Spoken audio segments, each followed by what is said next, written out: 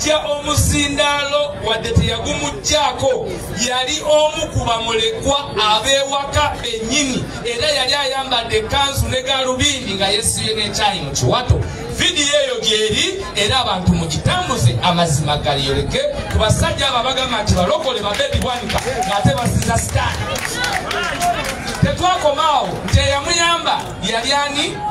Yali musirikale wa Mathias Mpuuga. Batidde bwogezi kwogera linnya nti Mpuuga.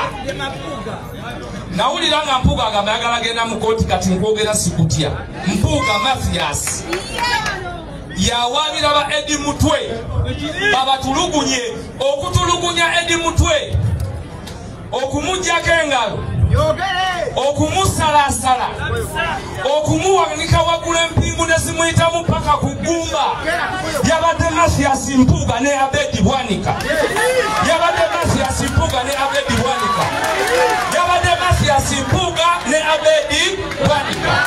Tebagenda tiisa muntu yenna tetubogereko oba twogera ku bali ababakozesa ate bo tujja kubogerako abatusibako emisango ye Mpuuga ne Abeedi Bwanika.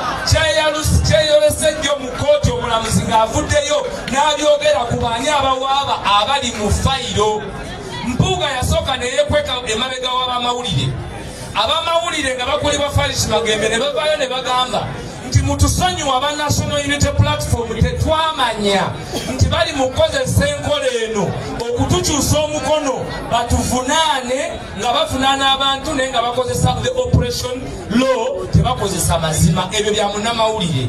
So abantu abasigaddeyo ku kitabo ky'aba Eddie Mutwe ye Mpuuga ne Abeedi bannayuganda nga batutulugunya nga batukinaggukako temukkiriza Mpuuga n'Abeedi okutujoga.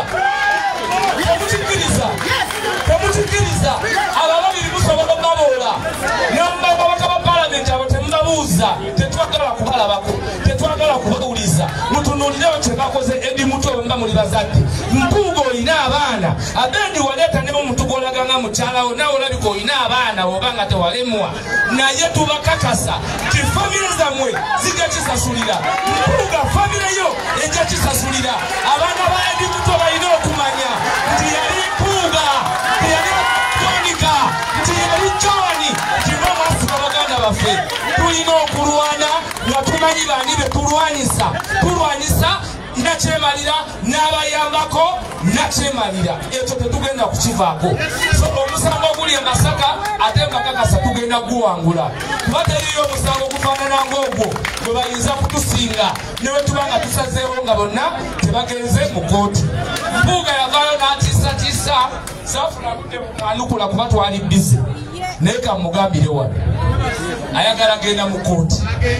Anaazina akumba ate ogwo omusango kasabe nga nammwe bannayuganda mumpulira esi gyoba nakkiriza ne loopu baba ngubi ogwo guwoze mwene. Otasindika muntu wundi gye wala obawozese mwene obalekeyo. Ogwo gwoba ogwewoleza amateeka wakasoma. Bali obalaba balwaggulu bakwatiremu. Njagala omunkwatire kooti mu kooti. Kansububi yomukwatira kasajja kooti mu kooti. Kanakuwulira people power. Mu kooti bagambayo ekintu kimu. If you want equity, you must come with clean hands. Nti bw'oba oyagala okusalibwa eddembe jangu n'engalo zo nga ki kati oyo Bobi ajja mubuuza did you touch the 500 or not? Awasirikewo. Bobi amubuuze did you touch the 100 or not? Awasirikewo. Mubiraba bifaanana people power. Zino ze banfuuye nzidikiralize waloopu era nzikiriza ngende nazo. Secretary General yango ntwale mukanengera akagala. Omwana waiswa olugalo bwa waiswa Alex Mufumbiro. People power. Our power.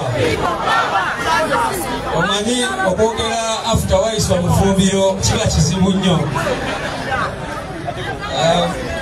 Naye era nange olunaku lwakyo ndabye omulamuzi ng'asoma ebintu nensukira pulezidenti yatubuulira ku mandowa yaki